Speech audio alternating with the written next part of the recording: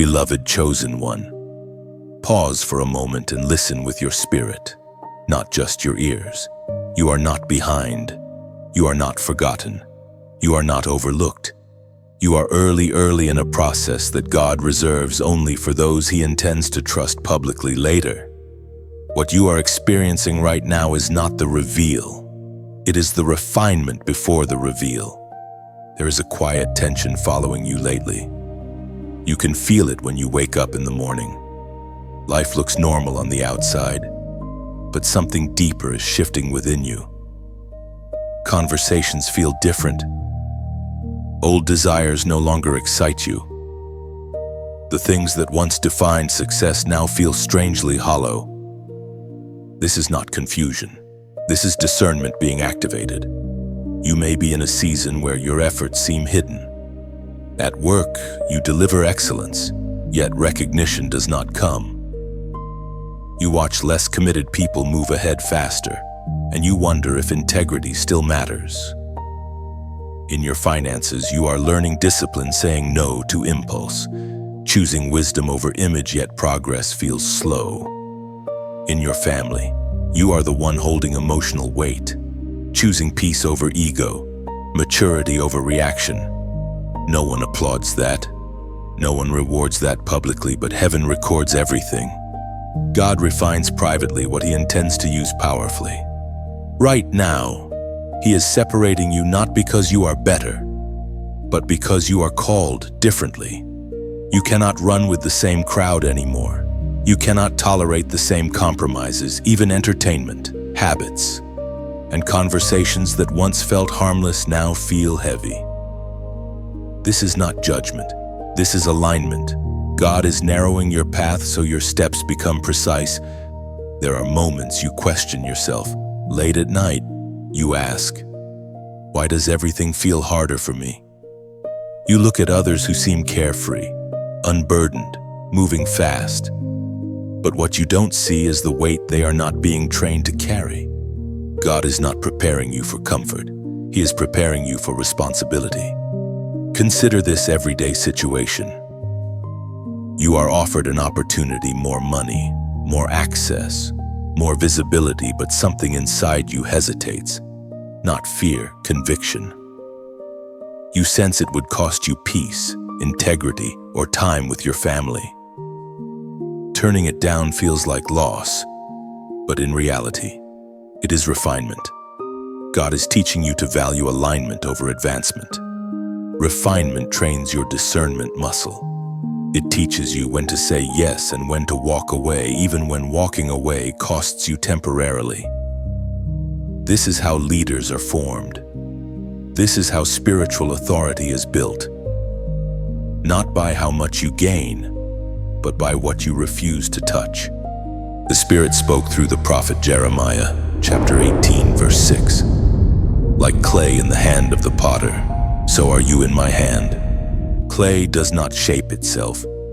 It must be pressed, spun, and reshaped, sometimes flattened completely before it becomes useful. If you resist the pressure, you remain unfinished, but if you surrender to the process, you become purposeful. God is not breaking you, He is forming you. In your finances, He may be teaching you patience, how to steward little before much arrives. In your relationships, He may be teaching you boundaries, how to love without losing yourself. In your calling, He may be teaching you obedience, how to follow His voice even when the path is unclear. These lessons are not delays, they are foundations. Here is the hope you need to see clearly. Refinement means you are trusted. God does not refine what He plans to discard. He refines what He plans to display. The pressure you feel is evidence that you are being shaped for something that will last longer than a moment of attention. Ask yourself this direct question: if God revealed your full calling today, would your inner life be strong enough to support it without collapsing? This is why the reveal has not happened yet. Not because God is withholding, but because He is protecting you from being exposed before you are fortified. If this message is speaking to your current season, take a moment to like the video, Share it with someone who feels unseen, and subscribe so you stay connected as this series unfolds. And as a sign of agreement, not superstition, but intention, comment 111 below, declaring that you are willing to be shaped before you are shown. Stay steady. Chosen one, the hands forming you do not make mistakes. You are closer than you think. What feels like silence is actually precision. God is adjusting the final details of your character so that when the door opens, you will walk through it with confidence, not confusion. Do not rush the unveiling. What is coming will not need explanation or defense. When God reveals you, clarity will follow naturally, and even those who doubted will recognize the weight of what He has formed. You are beginning to understand that the pressure surrounding you is intentional.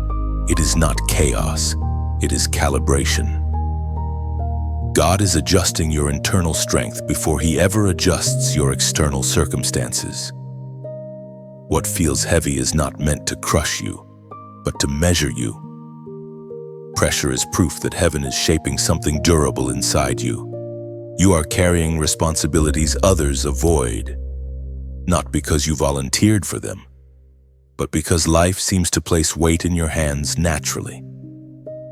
When challenges arise at work, you are the one expected to stay calm, think clearly, and hold things together. When others panic, you absorb the tension. This is not coincidence. It is training. At work, you may notice that expectations keep increasing while recognition remains minimal. You are trusted with sensitive tasks, deadlines, and decisions, yet your title does not reflect your contribution. This pressure refines humility and consistency. God is teaching you how to lead before you are officially seen as a leader. In your finances, pressure shows up as responsibility. You think long-term while others spend impulsively. You feel the weight of planning, saving, and protecting the future. Sometimes it feels unfair, like you are carrying adult burdens earlier than others. But God is sharpening your stewardship so resources will not overwhelm you when they increase. In family life, you are often the emotional anchor. You listen more than you speak. You forgive faster than others. You carry tension quietly so peace can remain. This pressure can feel lonely, but it is also forming emotional intelligence and restraint qualities God entrusts to those who will later influence others. Here is a simple, everyday moment. You receive criticism unfair, incomplete, or misunderstood. Your first instinct is to defend yourself, but instead you pause. You choose restraint. That moment of silence under pressure is not weakness. It is refinement. God is teaching you when to speak and when silence carries more authority. We are reminded through the writings of David in the Psalms, chapter 66, verse 10. For you, O God, tested us. You refined us like silver. Silver is refined through heat that separates impurities from value. The fire does not destroy the silver, it reveals it. The pressure you feel is separating what does not belong in your future from what must remain. Pressure also exposes your sources of strength. When life squeezes you, what rises to the surface? Fear or faith, panic or prayer, complaining or clarity. God allows pressure so you can see what still needs refining, not to shame you, but to heal you. There is hope here, even if the season feels intense. Refinement is always temporary. God never keeps silver in the fire longer than necessary. When the impurities rise, the refiner removes them. The moment the reflection is clear, the process ends.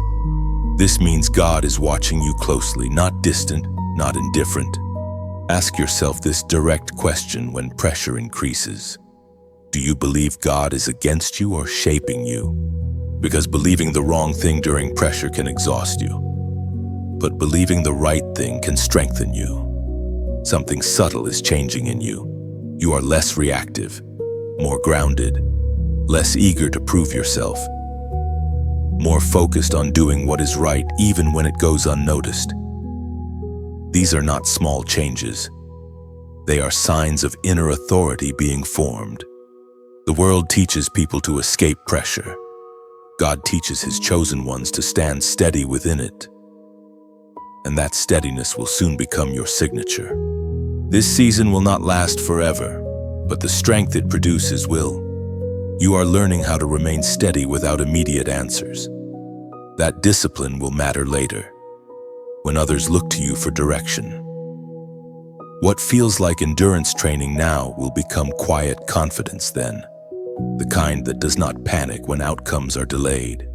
Soon, situations that once overwhelmed you will feel familiar.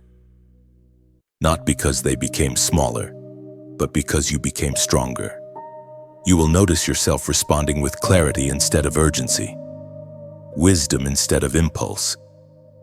This is how pressure turns into composure. There will come a moment when you realize the weight you once questioned is now the weight you can carry naturally. Others will wonder how you remain calm. They will not see the nights, the choices, the inner battles that prepared you. And when the pressure finally lifts, you will not rush forward recklessly. You will move with intention, because refinement has taught you something priceless. Strength that is earned slowly is strength that cannot be taken away. Before David ever stood near a throne, he stood alone in a field. Before crowds ever sang his name, sheep were his only audience. And before a crown ever touched his head, darkness surrounded him in caves where fear, doubt, and delay echoed louder than any promise. David's journey did not begin with recognition. It began with obscurity, responsibility, and isolation. And that is where many chosen ones misunderstand God. You are often prepared far away from where you will eventually be revealed. David was anointed king while another man still ruled. That anointing did not immediately change his circumstances. He went back to tending sheep, back to ordinary days, back to silence. This is the part people forget. God can speak destiny over you and still leave you in a hidden place long enough for obedience to become muscle memory, not performance. The pasture taught David faithfulness. No applause, no validation, just consistency. He learned how to protect what was entrusted to him when no one was watching. That same training shows up in your life today. You are doing things that feel small, repetitive, and unseen. Showing up to work even when motivation is gone. Paying bills responsibly while others live recklessly. Staying faithful in relationships when it would be easier to withdraw. This is pasture work, and it matters more than you know. Then came the caves. David ran for his life, hiding from the very system he was meant to lead one day. Betrayed, misunderstood, forced into darkness after doing everything right. Caves are confusing seasons, right? They make you question what God said. They strip you of control. They confront you with yourself. Many people quit in caves because they think something went wrong. But caves are classrooms. They teach restraint. David had opportunities to take the throne early by killing Saul. He refused. Why? Because caves taught him timing. He learned that calling without character is dangerous, and destiny without patience is destructive. Think about your own cave moments. You did the right thing, but it cost you. You spoke truth, and it isolated you. You obeyed God, and doors seemed to close instead of open. At work, you were passed over after being promised advancement. In family matters, you chose peace but lost closeness. In finances, you chose integrity and felt delayed. These are cave seasons, and they are shaping you. Here is a very real situation. You are tempted to force progress, to manipulate outcomes, to compromise values just to escape waiting. but something inside you resists. That resistance is refinement. God is teaching you how to trust Him when shortcuts are available, but alignment is costly. The apostle reminds us in the book of 1 Samuel, chapter 16, verse 7. The Lord does not see as man sees, for man looks at the outward appearance, but the Lord looks at the heart. This is why hidden seasons matter. God is not impressed by how fast you arrive. He is focused on who you become along the way. While others polish appearances, God is purifying motives. While others chase platforms, God builds foundations. David's authority was forged in isolation. When he finally stepped into leadership, he did not need validation to rule. He had already learned how to lead himself. That is what your hidden season is doing now. Teaching you discipline, teaching you restraint, teaching you how to obey God even when no one benefits immediately but you. There is hope here, not heaviness, because caves are temporary, pastures are seasonal. Thrones are real, but only when the inner life is ready. God is not delaying you to punish you. He is protecting you from arriving too early and losing yourself. Ask yourself this question honestly: if everything you desire came now, would your character sustain it? Or would it expose unfinished areas? You are being spared exposure by being given time. Right now, God is teaching you how to handle loneliness without bitterness, how to carry responsibility without resentment, how to wait without losing faith. These lessons will later become wisdom that others depend on. If this message resonates with your current season, pause and comment, "I stay faithful." That statement is not for visibility. It is a decision. It means you choose obedience in the pasture and integrity in the cave, trusting that God sees what others never will. Your throne will not be rushed, and when the time comes, you will not need to fight for it. What God prepares for you in secret will stand securely in public. Fire is one of the most misunderstood tools God uses. You were taught to fear it, to escape it, to pray it away as quickly as possible. But what if the fire you are in is not meant to destroy you, but to reveal you? What if this season is not about what is burning, but about what refuses to burn away? In everyday life, fire rarely announces itself loudly. It does not always come as dramatic crisis. Often, it looks ordinary and persistent. It looks like pressure at work that keeps exposing your limits. It looks like financial tightness that forces you to confront habits you avoided. It looks like relational tension that brings buried emotions to the surface. Fire is subtle, but it is thorough. Here is a practical shift you are invited to make. Stop asking, "How do I escape this?" and start asking, "What remains after this?" When fire passes through gold, it does not remove the gold. It removes what is not gold. In the same way, God allows fire to pass through your life to reveal what is essential and what was never meant to last. Certain desires fade. Certain relationships change. Certain ambitions lose their shine. Do not panic when this happens. You are not losing yourself. You are being clarified. In your work life, fire may look like disappointment. You once relied on praise to feel secure, but after being overlooked or undervalued, something changed. You still show up. You still work with excellence. But now your effort comes from conviction, not applause. Fire burned away your dependence on validation. What remains is purpose. In your finances, fire may look like restraint. You learn to wait before spending. You stop proving worth through appearance. After the pressure, what remains is wisdom. You begin to move slower, calmer, clearer. Decisions are no longer emotional, they are intentional. That is refinement. In relationships, fire exposes attachment. After conflict or distance, you realize you are less afraid of being alone and more committed to being aligned. You still love deeply, but no longer desperately.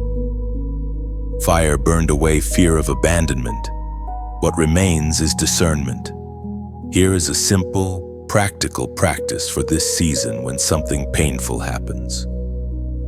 Pause and name 3 things that remain steady in you: your values, your faith, your integrity. This trains your mind to recognize refinement instead of loss. The Spirit spoke through the prophet Malachi. Chapter 3, verse 3, He will sit as a refiner and purifier of silver. Notice the posture. He sits not rushed, not anxious. God is not reacting to your life. He is overseeing a process.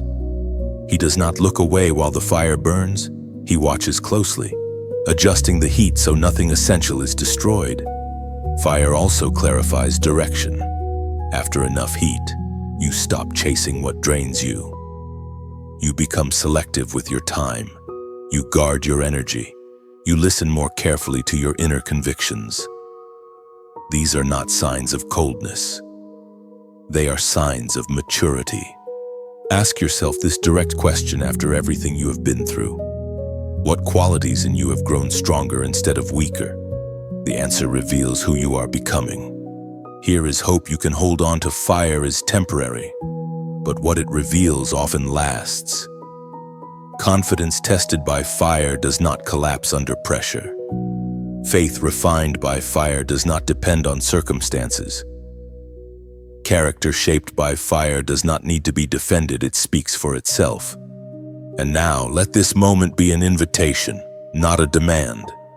If this message feels like warmth rather than noise, you do not have to rush past it.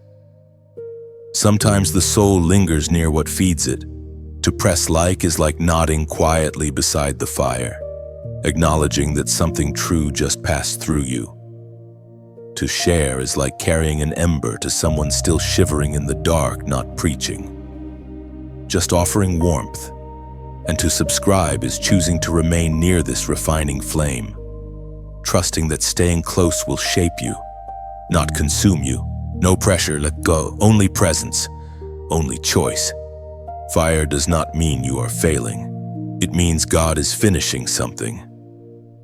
When this season passes, you will not look like what you went through. You will look like what remained. Stand still long enough to notice it. What survives the fire will guide you forward. You will recognize your true strengths not by what impressed others, but by what remained calm, faithful and steady when everything familiar was stripped away. Carry that awareness gently.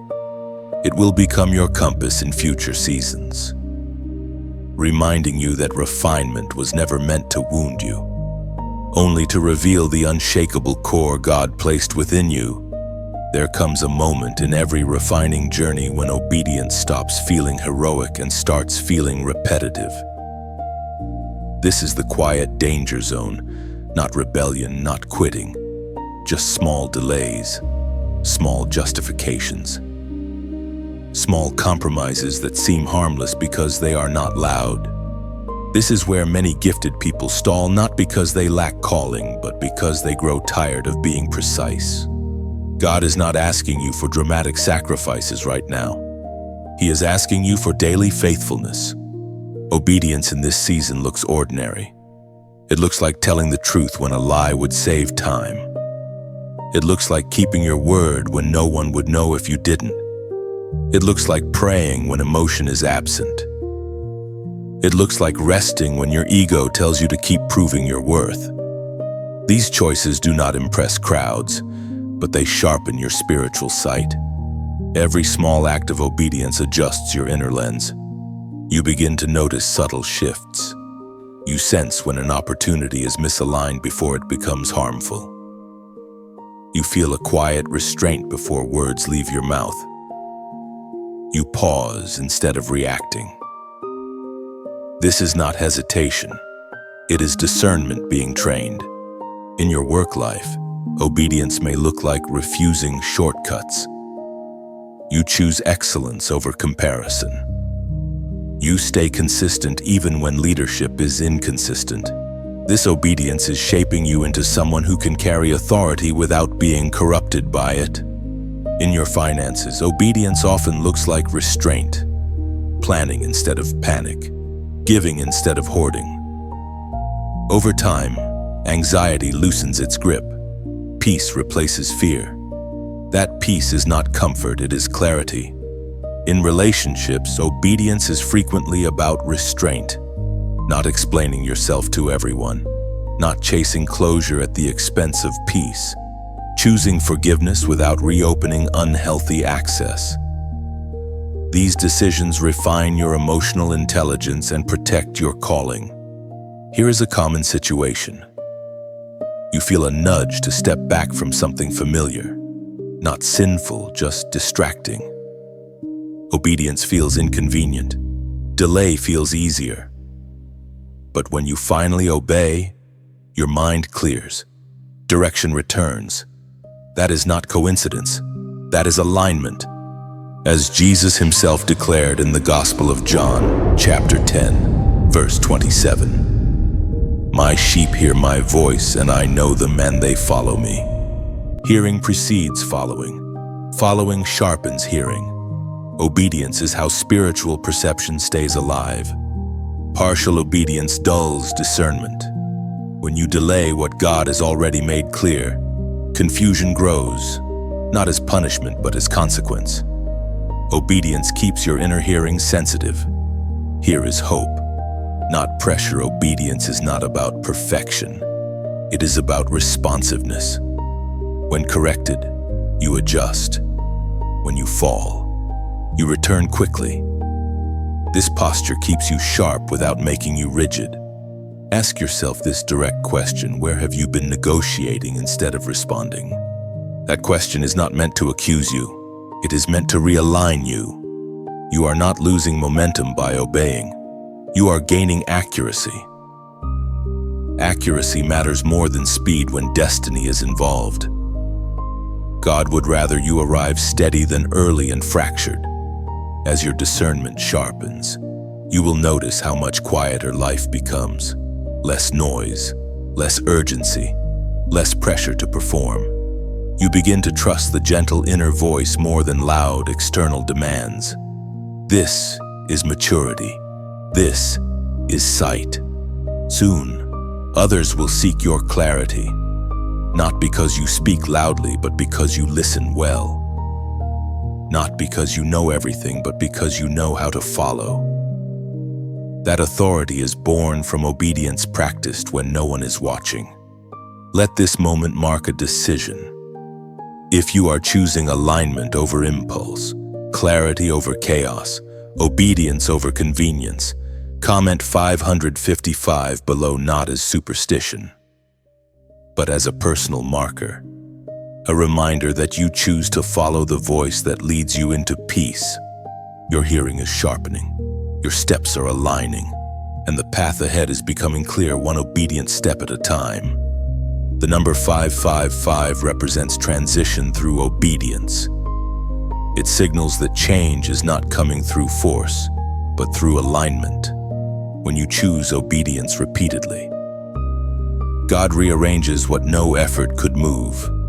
555 marks the moment movement begins after stillness. Spiritually, 555 reflects clarity replacing confusion. It means your hearing is sharpening, your reactions are slowing, and your steps are becoming intentional. This number reminds you that progress does not always feel fast, but it is precise, protected, and guided by God's voice. When you comment 555, you are not predicting the future. You are acknowledging posture. You are declaring that you will follow even without full visibility, trusting that obedience today becomes direction tomorrow. That decision positions you for change without chaos. There is a subtle shift that happens when refinement nears completion. You may not notice it immediately, but life begins to respond to you differently. Not faster, not louder, just differently.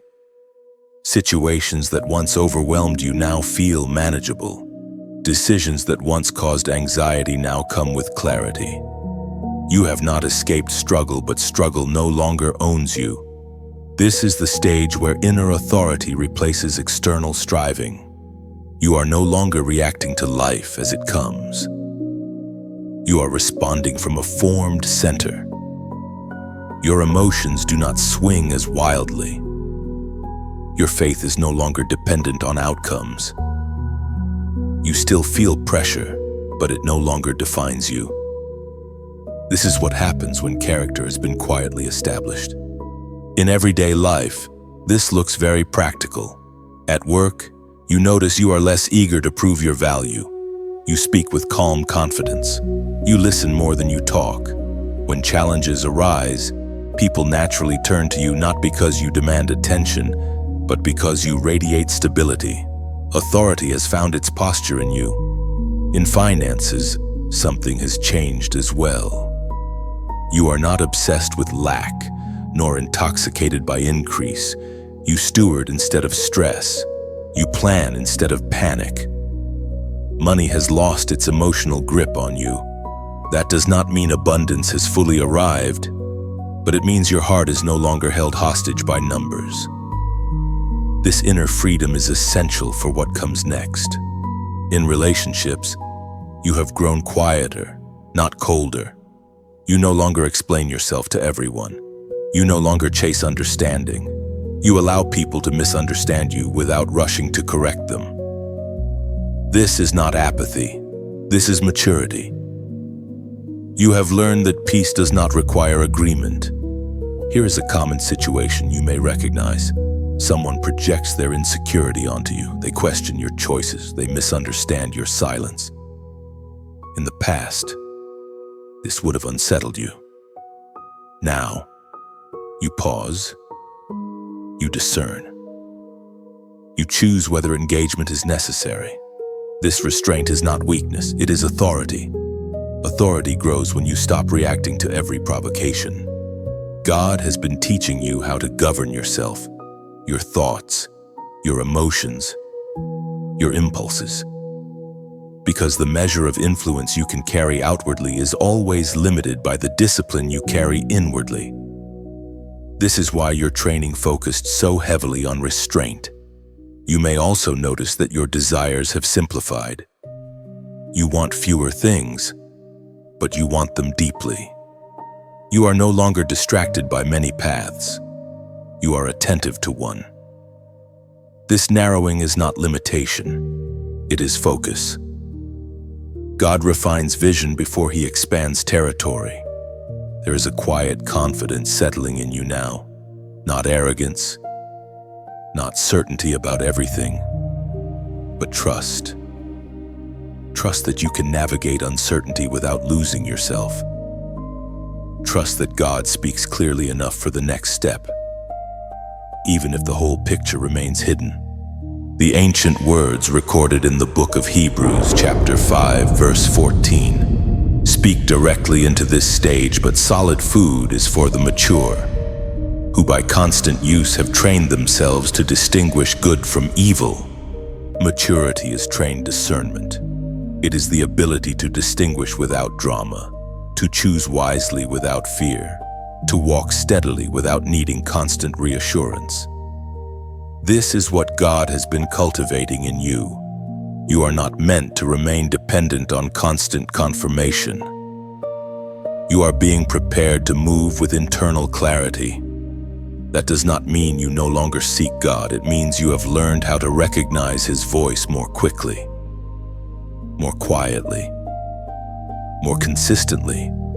There is hope in this season, even if it feels uneventful.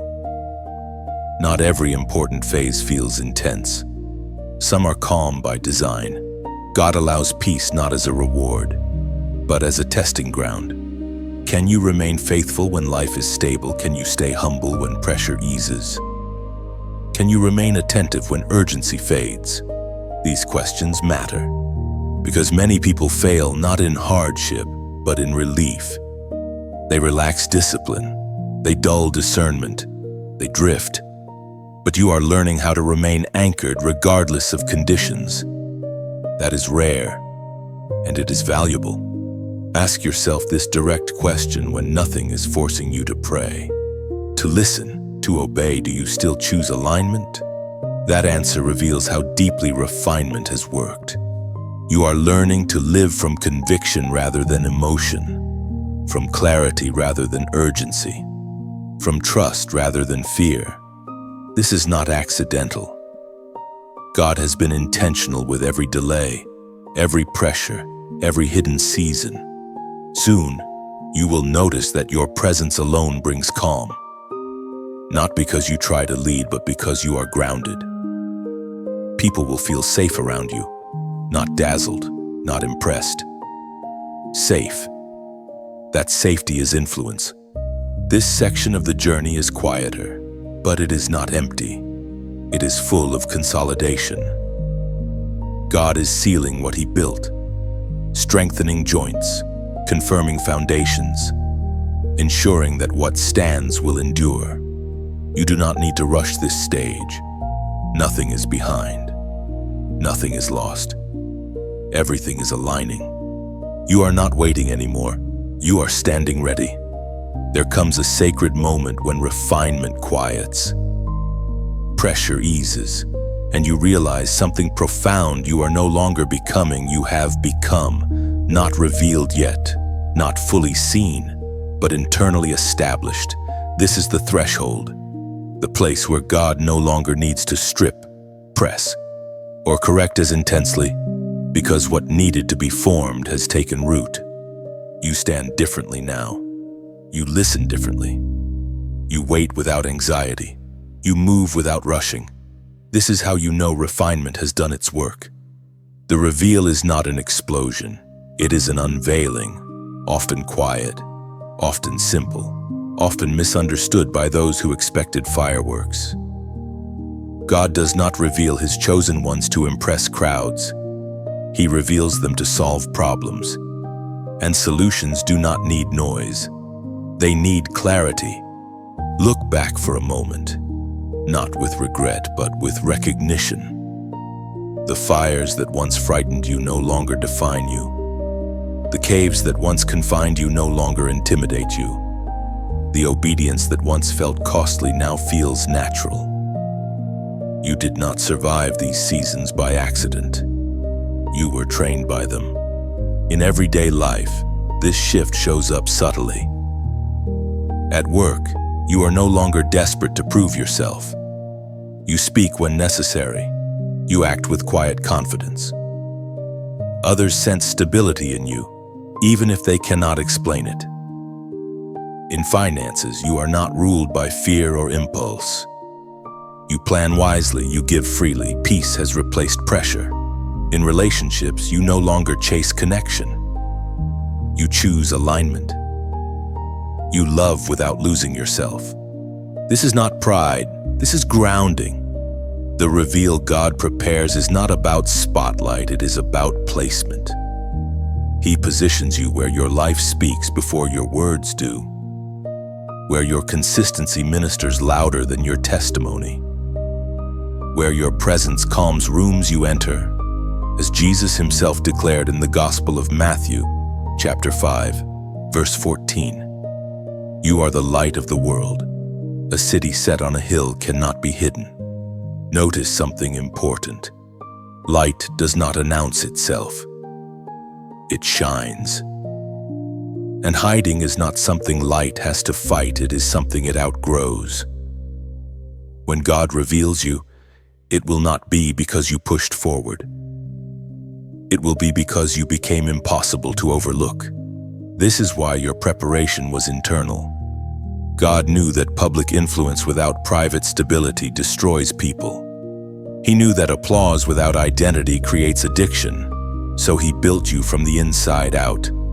Ask yourself this direct question: if God places you where others can see you now, will they encounter ego or will they encounter peace? Because peace is the signature of those who have been refined well. The reveal does not mean life becomes easy. It means life becomes purposeful. Resistance may still come, but it will no longer confuse you.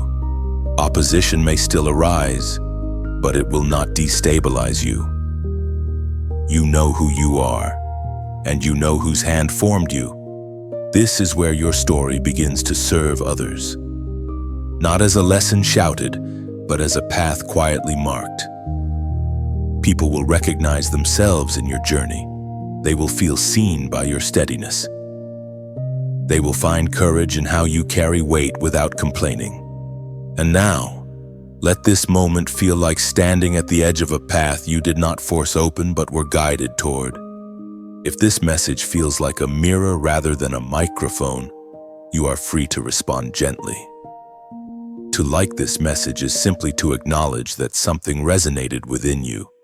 To share it is like leaving a lantern lit along the road for someone walking behind you. No pressure, just presence. To comment on this post is to place your own quiet stone on the altar, saying, "I was here, I received this." And to subscribe is choosing to keep walking this path together, trusting that the same hand that refined you will continue to guide you forward. Nothing here is demanded, everything is invited. You are not late, you are not early, you are aligned. What God reveals next will not surprise heaven. It will confirm what was built in secret. And when the moment comes, whether noticed by many or few, you will be ready. Not because you were perfect, but because you were willing. Stand steady, chosen one. The fire is behind you, the path is before you, and the light within you is no longer hidden. What comes next will feel natural, not forced. You will recognize doors opening without striving, conversations aligning without manipulation, and peace confirming each step as you move forward. Carry this season with gratitude.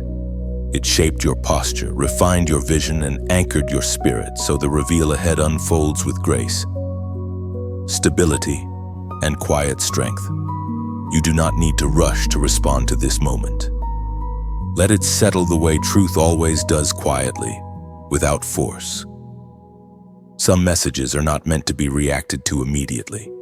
They are meant to be carried for a while, turned over in the heart, tested in real life, and understood later through experience. If something in this journey spoke to you, if a sentence felt like it described your season with uncomfortable accuracy, then hold on to that part. You do not need to remember everything. One insight is enough to guide your next step. Truth does not shout, it stays. And if you sense that what you've heard could help someone else, someone who feels hidden, pressured, or misunderstood, then sharing it becomes an act of kindness, not obligation, like passing along water you found in a dry place. No explanation needed, no convincing required, just presence, but if sharing does not feel right, that is okay too. Not every seed is meant to be scattered immediately. Some are meant to be planted deep and protected until the right season arrives. Keep what resonated, release what did not. Wisdom knows the difference. You are not required to agree with everything. You are only invited to notice what stirred clarity, peace, or conviction within you. That is how growth works, not by pressure, but by recognition. This ending is not a conclusion. It is a pause. You are still becoming, still aligning, still walking a path that does not need to be explained to be valid. What God is doing in you does not depend on visibility or applause. It depends on faithfulness, honesty, and time. So leave this message the way you entered it, quietly, thoughtfully, without rushing to label or decide. If it was useful, let it travel. If it was personal, let it stay. Either way, trust this: what was meant for you has already found you, and what is ahead will unfold in its own time.